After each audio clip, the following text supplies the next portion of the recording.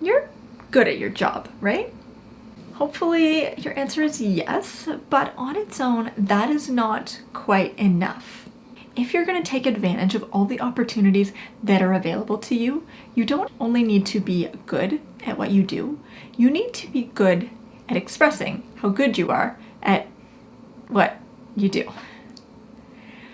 I see this a lot in people who have gotten more advanced in their careers, have reached a certain level of expertise in their field, and yet aren't getting the recognition they deserve, maybe are getting passed over for jobs or promotions that would be perfect for them, just because they struggle to communicate the value that they bring to the table. So this video is for you, mid-career superstar. Next time you're being interviewed for an opportunity to advance, use these tips and see how they change the dynamic. Step 1 is going to sound like it's straight out of Job Hunting 101, and it's to know who is interviewing you. But not just know who they are, know their background so you can figure out whether and how you need to adjust your communication to their interests and to their level of expertise. So is this person a fellow subject matter expert, or are they someone else who plays a different role in the organization, for example, management or human resources?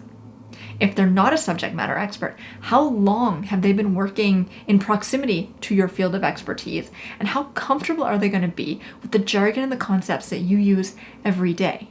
You want to make sure that everyone in that room feels comfortable, feels included, and feels a connection with you, because that's how you're going to leave them with a positive impression. You're looking to walk this line where you're meeting your interviewers where they are while also showcasing your advanced knowledge in the subject. So let's say, for example, you are an engineer and you're meeting with two people. One is a fellow engineer, one is a senior manager. You're probably going to be much more comfortable talking to the engineer. You have things in common, you speak the same language. But you need to be careful to be giving both people equal attention and making everyone feel included. Look for clues that will indicate what that manager's knowledge base is. If they've been in the same industry for 20 years, or if they're comfortably throwing around jargon and technical terms, that signifies that they're very comfortable with this language and you can speak to them on a higher technical level. If they just recently came from a different industry, a very different company, or if they joke about not really understanding this stuff, simplify and be sensitive to the fact that maybe they're still learning the ropes. When in doubt, or as a general rule, plain language is appreciated by most people most of the time. Although, of course, if they ask you a technical question, give them a technical answer, because that's them asking you to demonstrate that you know what you're talking about.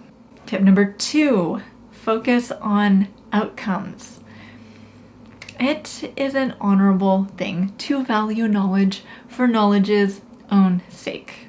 However, when it comes to people who are thinking about giving you large sums of money, what you know is much less important than the tangible outcomes that you will deliver for them and for their organization. You can have all the knowledge in the world, but if you can't deliver results, then they have no motivation to hire you. This is especially true if you're being interviewed by owners or managers whose responsibility is to deliver profitability and growth. They're going to be looking to you to see how you can make that easier for them.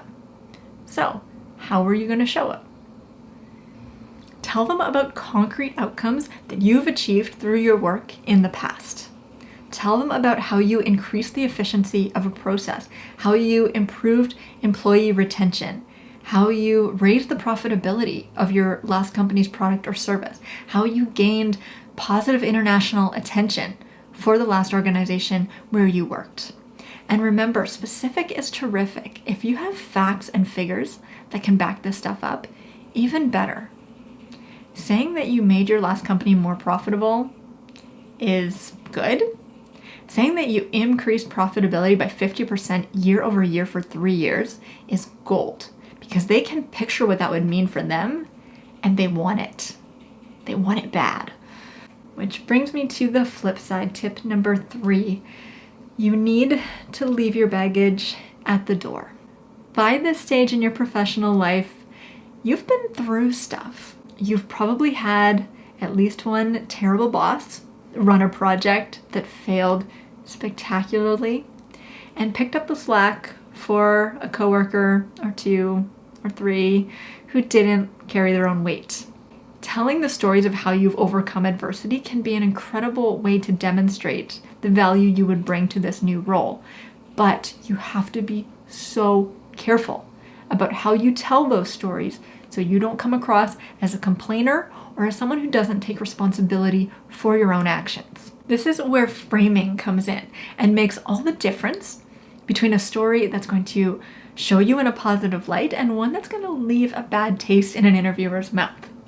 By framing, I mean the angle from which you approach a story and the information you choose to include, to highlight, or to leave out.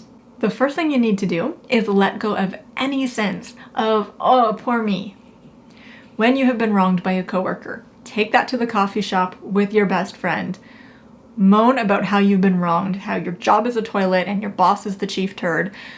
Your friend will sympathize, they'll believe you, they will take your side because that is what friends do. But if you walk into a job interview with someone you've never met before and tell that same story, they're going to wonder, A, if you are maybe just the kind of person who can't take responsibility for your own mistakes, and B, if things go sour, will you be bad-mouthing them in your next job interview? Your best bet is usually to frame things in terms of situations and relationships, not people, and in terms of the lessons that you have learned about yourself and your preferred leadership style. So instead of something like, I had a terrible boss, what if you tried, I had a challenging relationship with my boss? Now, at this stage, you might be going, but Alex, that makes it sound like I'm the problem. Like maybe I'm the difficult one who can't get along with people. But here's the thing. Think about people you know who blame others for their problems. How often are they, or do you suspect that they are in fact the authors of their own misfortune? What assumptions would you make about someone if the first time you met them, they started complaining about one of their coworkers? The people interviewing you probably don't know you very well. They don't know Chief Turd, and they don't know if you're a reliable narrator. So if you start to frame things in terms of how you have been wronged, that might make you sound petty and defensive, which is the opposite of what you want. Whereas we've all had challenging relationships with coworkers. People get that. And by acknowledging your role in that relationship rather than positioning yourself as the victim of it, even if that was the case, you come across as mature, self-aware, and proactive. And if you're conveying a friendly, reasonable vibe during the interview, they're probably going to give you the benefit of the doubt that you were not the toxic person in that relationship. Finally, if you use one of these stories, you need to wrap it up with a positive, happy story that illustrates how you approach your work. So maybe that challenging relationship taught you a lot about leadership, and there are certain practices that you've adopted to make sure that you are a good leader. Or maybe you had this terrible project that was plagued by miscommunication, and so you developed a system for sharing information, for raising concerns, and ever since you implemented that system, things have gone smoothly. This is how you turn those challenges into magic, and how you show what you bring to the table. Telling stories is a great way to illustrate the value you bring to a workplace. It's much better than making vague statements about your personal qualities and skills.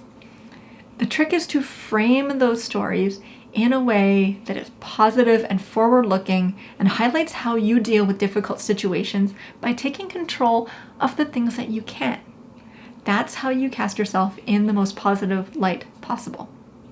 One last thing, make sure that you take the time to think about and practice these stories before you try them out in a job interview. They're probably loaded with lots of emotion that can really drag you down into negativity if you don't process them beforehand and figure out how to present them in a way that reflects well on you. So, practice. There you go. Try out these 3 tips and you will be so far ahead of the other candidates that don't. If you'd like one-on-one support getting ready for your big interview, you can book an appointment with me at stagelight.ca. Good luck.